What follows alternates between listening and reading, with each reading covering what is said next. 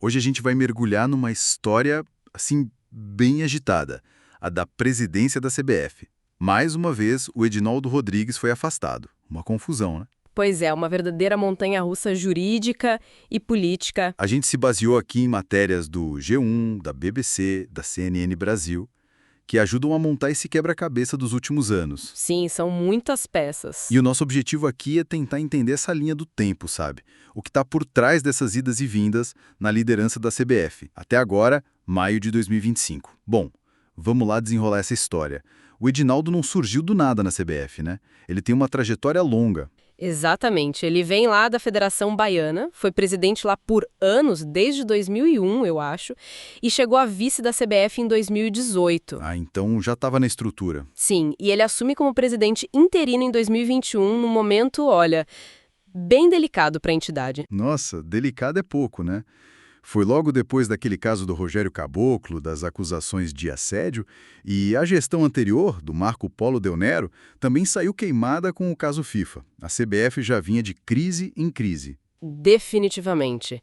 E aí, nesse cenário todo, o Edinaldo é eleito presidente mesmo, em março de 2022, para o mandato até 2026. Mas essa eleição teve um porém, né? Tinha a ver com um acordo? Isso, teve assinatura de um termo de ajustamento de conduta, o famoso TAC, com o Ministério Público do Rio. Certo. E para que servia esse TAC exatamente? Qual era a ideia? Olha, o TAC é basicamente um acordo para ajustar alguma coisa que não está legal, sabe? Para evitar um processo maior. Nesse caso, era para mudar umas regras da eleição na CBF que já vinham sendo questionadas há tempos, desde 2017. Entendi. Uma forma de botar ordem na casa, digamos assim. É, a intenção era essa. Só que, ironicamente, esse tipo de acordo virou o centro de toda a briga depois. Faz sentido. E não demorou muito para esse primeiro TAC dar problema, né? Pois é, já em dezembro de 2023, a primeira reviravolta. O Tribunal de Justiça do Rio, o TJRJ, disse que aquele TAC de 2022 não era válido. E aí, afastou o Edinaldo. E colocaram alguém no lugar. Sim, nomearam um interventor, o José Perdiz, para administrar a CBF temporariamente. O argumento era justamente sobre a validade daquele acordo que permitiu a eleição do Edinaldo. Mas ele conseguiu voltar, né? Eu lembro disso. Conseguiu. No comecinho de 2025, veio uma decisão lá de cima, do STF. O ministro Gilmar Mendes deu uma liminar que validou um novo acordo, um outro TAC. Outro TAC. Sim, um novo acordo feito entre a CBF e alguns dirigentes, e esse novo TAC na prática dizia que a eleição de 2022 tinha sido legítima sim. Foi o que colocou o Edinaldo de volta na cadeira. É um vai e vem jurídico impressionante, né? Nossa, que confusão de acordos. E aí, de volta ao poder com o aval do STF, o que ele fez? Agiu rápido. Em março de 2025, convocou uma eleição antecipada. Antecipada? Mas o mandato não ia até 2026? Iria, mas ele antecipou. Foi candidato único, porque o Ronaldo Fenômeno até pensou em concorrer, mas parece que não teve apoio e desistiu. Ah, entendi. E aí o Edinaldo foi reeleito por aclamação para um mandato até 2030 e ainda mudaram o estatuto para permitir um terceiro mandato para ele. Parecia que, bom, agora ia, né? Parecia, mas não foi bem assim. E é aí que a coisa complica de vez, né?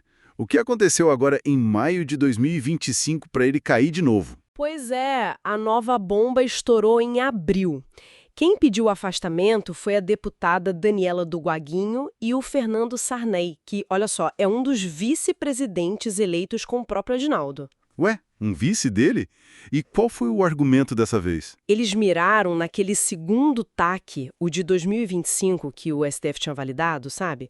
O foco foi na assinatura de uma pessoa específica, o Antônio Carlos Nunes, o Coronel Nunes, que já foi presidente da CBF. O Coronel Nunes.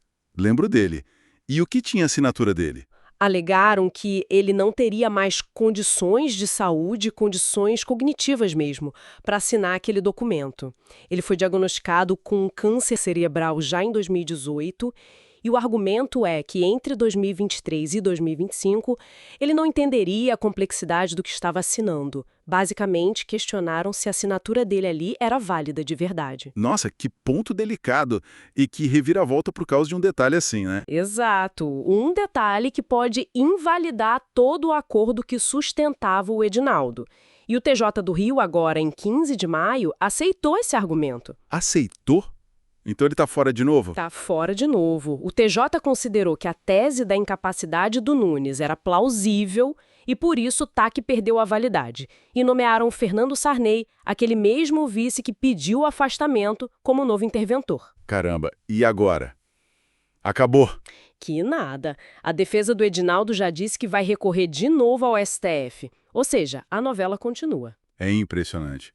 E enquanto essa briga rola solta nos tribunais e nos bastidores, o futebol mesmo, lá no campo, sente o tranco, né? Com certeza. Essa instabilidade na gestão vaza para dentro de campo. A gente viu uma troca constante de técnicos na seleção masculina. Tite, Diniz, Dorival Júnior. Até o anúncio do Ancelotti foi no meio de uma crise dessas. É verdade. Os resultados nas Copas não foram lá essas coisas. A seleção masculina ficou fora das Olimpíadas de 2024, o que é raríssimo. Por outro lado, tem coisa boa também. A seleção feminina foi prata em Paris e, importante, foi na gestão do Edinaldo que o Brasil conseguiu ser escolhido sede da Copa do Mundo Feminina de 2027. É um contraste, né? É um contraste enorme. Então, se a gente olhar a figura toda, isso mostra um padrão claro, né? Olha, mostra sim um padrão de instabilidade que parece não ter fim na CBF. Tudo muito focado nessas disputas jurídicas, na validade desses acordos, dos TACs. A política interna da entidade acaba sendo decidida ou adiada nos tribunais. Vira um ciclo, sabe? É complicado. Fica então a reflexão para quem nos ouve. Com essa gangorra constante no comando da CBF, essa briga judicial sem fim, como fica o futuro do futebol brasileiro a longo prazo? Como é que se planeja? Como se atrai técnico? Como se organiza uma Copa do Mundo feminina no meio de tanta incerteza na liderança? É uma pergunta que fica no ar.